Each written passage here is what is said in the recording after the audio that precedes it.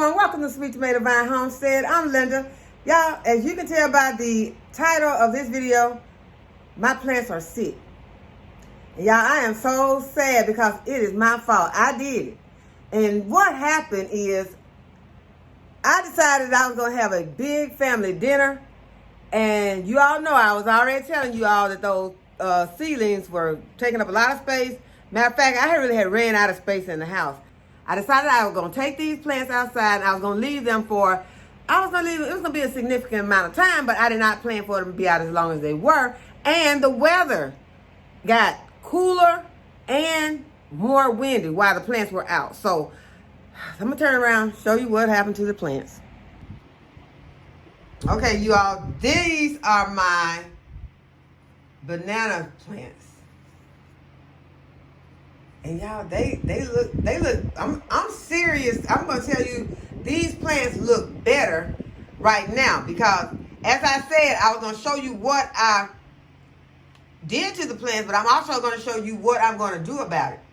And y'all, I'm going to go ahead and I'm going to do what I'm doing, but I'm going to tell you about it. And I want you to know that these plants are already looking better. And I just started it this morning. So, as I said, this is my banana plant. You can see that it suffered a lot of damage, but it is still growing. And the main thing that I'm interested in is that this stem is still looking good, and it does have some leaves that I would not have to remove all of the leaves. I would not have to remove all of the leaves. So all four of them suffered some damage. So I'm sad about it. I'm very sad about it because they were looking very beautiful. Y'all, these are my Jamaican sorrel plants. I am confident that they will snap back because, as you can see, there is growth coming out right here. And these Jamaican sorrel plants are resilient, and I think that I can actually go out and just pop some seeds in. But y'all, this was a lot of work, so it's important to me that I save my seedlings because it was a lot of work. Y'all, these are my moringa plants. They look very sad, but they look better than they did when I put them on this table. And this is where I'm calling this my little seedling hospital. So this is where I have these plants that were looking horrible. And here are my tomato plants, y'all. And believe me when I tell you, these plants look better after being on this table for probably an hour because I had to set the area up. And this is what I'm going to do. But the first thing I want to tell you all are the things that I'm going to be doing while these plants are over here. And first thing I think is important for these plants is to have a heat mat. I think that they need to get over here and they need to feel the somewhat environment that they want. And these plants are in recovery right now. They're not getting hardened off right now. They're going to have to go back through the stages and they got to recover. So in this recovery, this is my opinion. These are things that I am deciding that I'm going to do for my plants. I'm not telling anyone else to do this for their plant because each individual circumstance is going to be different. So yours, you might not feel like yours needs to go back under the heat mat. But I think that these plants kind of went into some shock, and I think that they need to go on the heat mat. So that's why I got the heat mat over here, and I got it heating up. I'm just fixing to put this one on the heat mat, but this one right here is already on the heat mat. So I think these plants, these are tropicals, they're going to be happy to have this heat underneath them. The second thing that I'm going to make sure is that they are not sitting in any water.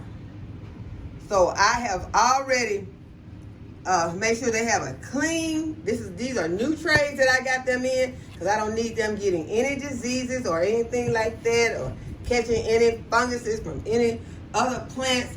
But I will be giving them a dose of my organic grow. And I'm going to go ahead and not give them a full strength dose. I'm going to give them a diluted dose of the organic grow. And I'm just going to be adding it to my watering can. And this is one of my old bottles, and I already took some organic grow and put it in here with some water. So what they are getting is a diluted They're getting a diluted formula. I'm gonna go ahead and give it a stir. And I don't want them just sitting in a lot of water. And y'all see a spider. I know where you come from. Spiders, all right. I mean, they just come out from anywhere. So I'm trying to get, yeah. Let's see, did I get him? Yeah. Y'all, hate to show y'all that, but yeah, I got him. Spiders just popped out. He came probably from under this tray. And so you have to be careful when you're moving your trays around because spiders can come out. And so that is what had happened right here. And with these plants, since I have this clean tray, I'm going to go ahead, I'm going to add a little water. And I'm just going to add some to the bottom. I'm just going to add a little bit to the bottom. Because I don't want these plants to be over water or waterlogged. We're just going to add a little bit to the bottom. And then to make sure they are not getting any funguses or anything like that, I'm going to be adding some vermiculite to the top. Add some vermiculite to the top of these tomato plants. That's to keep them from getting any fungus. Making sure that they have some vermiculite. This vermiculite is going to prevent the algae growth. Vermiculite is going to prevent algae and fungal growth on top of these seedling pots. Going to help to retain some of the moisture, but it's also going to soak up any extra moisture, and that is going to prevent the dampening off. I also have a fan blowing over here in this area that's going to prevent dampening off. I bought my snips over here, and I'm going to start to removing some of this. I'm not going to remove all of this because if I did remove all of it, there would not be enough leaves on here to photosynthesize. So I'm just going to remove some that just are you know, so far gone that they're not helping this plant any. So if they're not helping with the photosynthesis because they are, you know, just dead, then I'll just go ahead and remove them. So y'all, we will be keeping an eye on these plants. This has to go.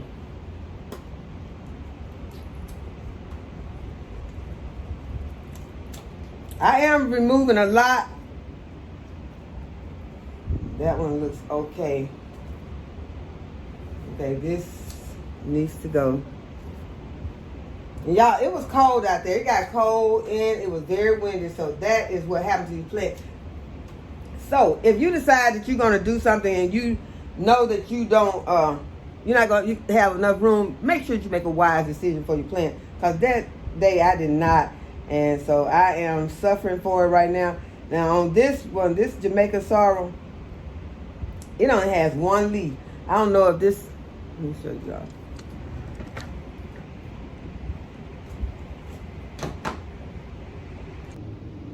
Okay, so on this Jamaican sorrel right here, I'm going to have to try to depend on this one leaf to kind of recover because otherwise there'll be nothing on here to photosynthesize if I cut that one leaf off. I'm just going to leave it and see how that does. And now on these other ones, like there's a little right here. I'm not going to pull it. You don't want to snatch on it because then that would end it all. Take that leaf off, blew away. So even right here, this plant right here, don't have very much left to it, but I'm going to just take just a little bit off. Y'all, these are in ICU right now, so you have to do whatever you can. You know, it might not be seeming like it's going to help, but you still got to do the best you can to try to revive your plants, to try to save them.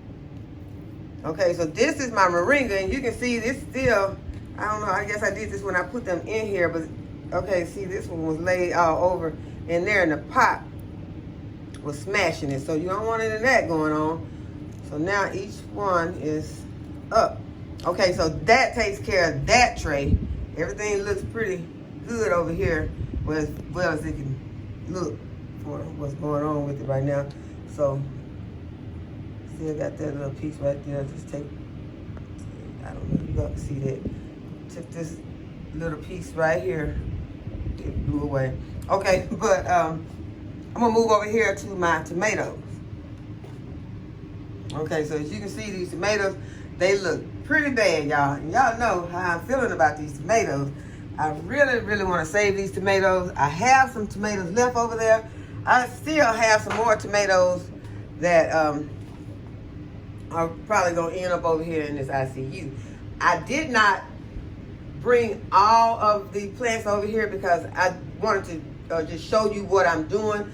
But y'all, there are some more plants over there that are still. Okay, so I'm going to show you all how I'm going to do the tomatoes. Okay, so you all know we're always pruning our tomatoes, so it's okay. We can go ahead and take out any of those bottom leaves that are not looking good. Okay, this top leaf, it looks okay. I'm going to remove this part right here, and it's just some decay that's gotten over with that top one. But the main thing that I need to do to these, because while they were out in the wind, these tomatoes just got blown over. And let's see, how much do I need to stake? I don't need very much. I can break these. I got some skewers, and I'm going to break this skewer in half. And y'all, I would rather, and it'd be better to wait until you get outside with your plants to stake them. But sometimes you just got to do what you got to do. And right now, I think that these tomato plants need to be staked. You need to be careful about how much you go into that root with your stake. But I have some just some twist ties that came off out of some trash bags. And I'm going to very gently, making sure that I'm not putting a lot of pressure on this plant. I'm going to stake it to this skewer. Because I just want this plant to stand up. You see, it's just hanging by one little leaf, y'all. One little leaf, that's all it has. But that is going to be enough to help it to photosynthesize, I think. So now I have one right here. And it's not broken, but it's laid all over.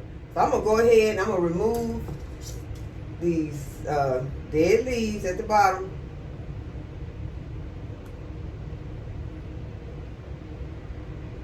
Y'all, this is very painful for me to have to do this. To see that this is what I did to my plants. Okay, so I'm going to stake this one. And if you can go around, you know how we go around the stick first, and then to give some support, and then go back around your tomato. Because basically just wants this tomato to stand up. And so now it's standing up. It's staked to this skewer. And so I'm going to go ahead and I'm going to do all of these like that.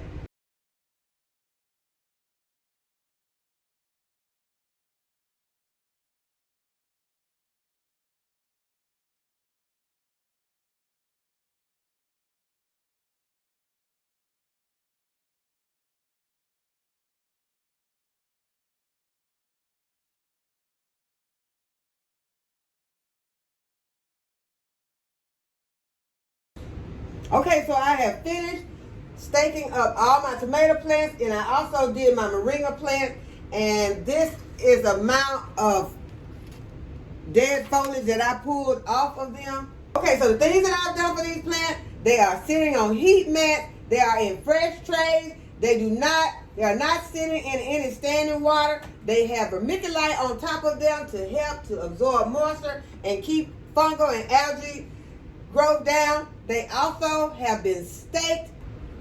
I have removed most of the dead foliage from them, except what I feel like is necessary to stay on for photosynthesis. And I have put them in an area where the fan is continuously blowing on them, and that is going to prevent dampening off. But last but not least, I'm going to add my full spectrum light to this equation, and that is going to put them in a situation that's going to make it feel like they are outside, where they are in the environment that they are wanting for these type of plants, these tropical banana trees, these tropical moringas, these tropical Jamaican sorrel, and my heat-loving tomato plants. We're going to be keeping an eye on this situation and see if we can get these plants to come back. Some more plants that are going to require coming over here and getting this same treatment. But I also have some plants that are really looking good, and I'm going to show you all those. And this is the grow light that I am using, the 100-watt Smart Plant Grow Light from MetryGrow.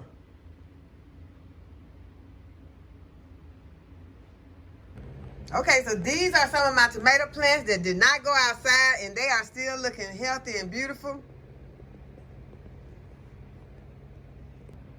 And I have some of my herbs right here. These are catnip and mullein in this seed tray. More tomato plants and some cauliflower. Okay, right here are some of my pepper plants. Right here is some horehound.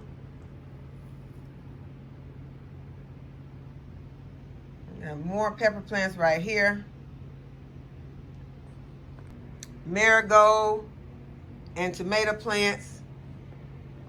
Got my feverfew right here that's ready to go outside. Some more tomato plants and some more cauliflower plants. Right here is another tray of sick tomato plants that I'm going to be taking over to the nursery hospital. But the tomatillo did well. It went outside and it is still looking okay. This is a green tomatillo.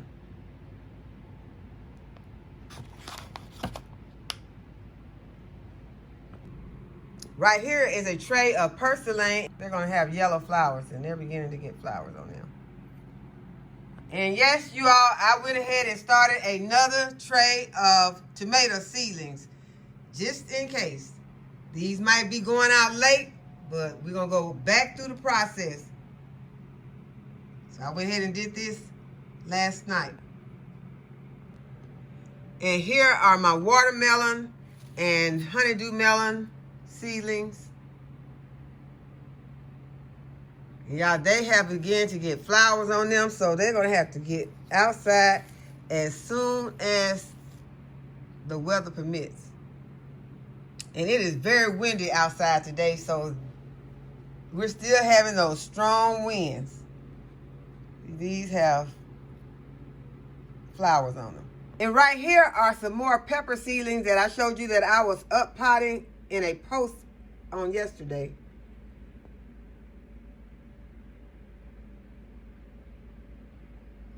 And these are some that Diva Jones sent to me. And they are looking wonderful. She even sent me some tree peppers. And the Arroz con Polo, the ASOKO sweet pepper. So she sent me some amazing peppers. I looked these up and found out what they are. And so they are looking wonderful. And here is another tray of the peppers that I up potted yesterday. And I also up potted my rosemary. And this is what the rosemary plants are looking like.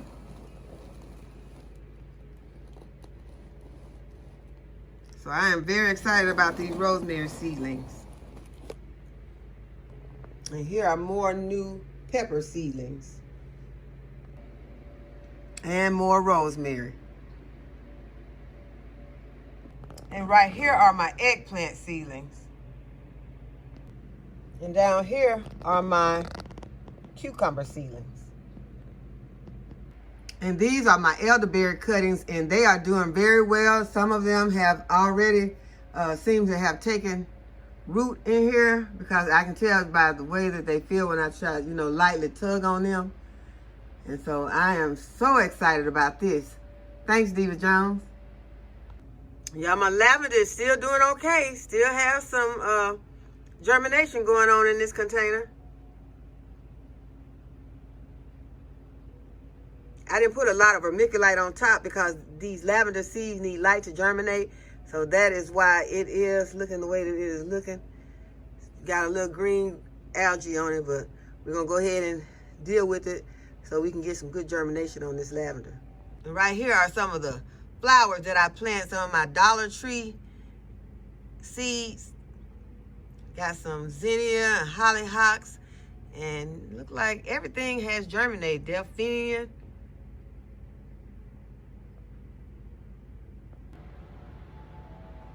Okay, you all, and do your research to see what music does for your plants, because I'm gonna play some plant music and let these plants sit here and enjoy the music while we go outside.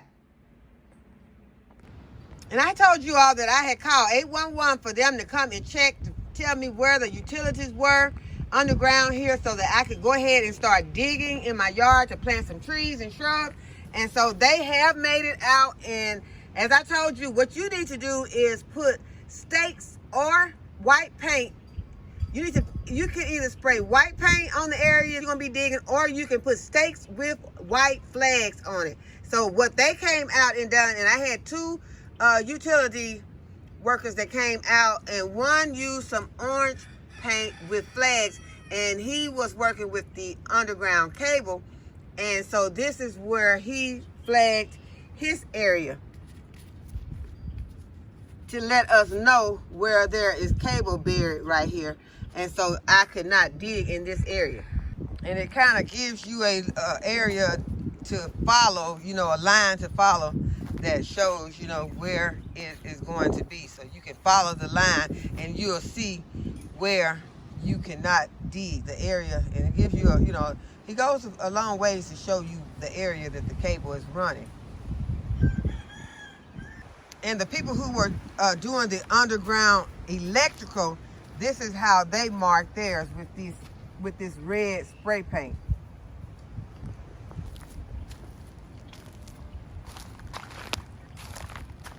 So remember, if you're going to be digging, go ahead and call 811 so that they can come out and mark the areas that you cannot dig in. And this will not only save you money, but it will save you time, that in case you dig and you tear up some of those pipes or those lines, you could be without power or your cable or whatever it is that you dig up for a you know, substantial amount of time. So go ahead and call 811 before you dig. So I hope that y'all have enjoyed the video today and that you give it a thumbs up and subscribe to my channel. And go ahead and hit the notification bell to be notified when I upload a new video. And as always, thanks for watching. I'll see you in the next video. Bye-bye.